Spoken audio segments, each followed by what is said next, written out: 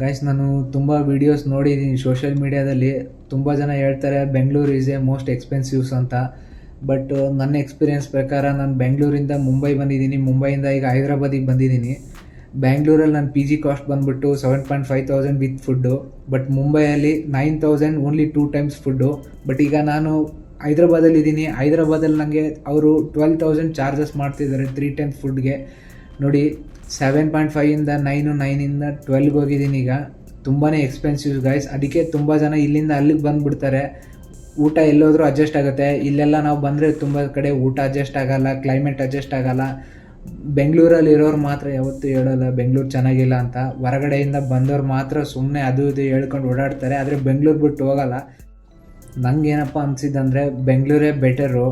Climate ತುಂಬ ಚೆನ್ನಾಗಿರುತ್ತೆ, ಫುಡ್ಡೆಲ್ಲ ಅಡ್ಜಸ್ಟ್ ಆಗುತ್ತೆ. ಬೇರೆ ಕಡೆ ಎಲ್ಲ ಹೋದ್ರೂ ಫುಡ್ ಅಡ್ಜಸ್ಟ್ ಆಗೋಲ್ಲ, ಕ್ಲೈಮೇಟ್ ಅಡ್ಜಸ್ಟ್ ಆಗೋಲ್ಲ, ಎಕ್ಸ್ಪೆನ್ಸಸ್ ಬೇರೆ ತುಂಬಾ ಇದೆ.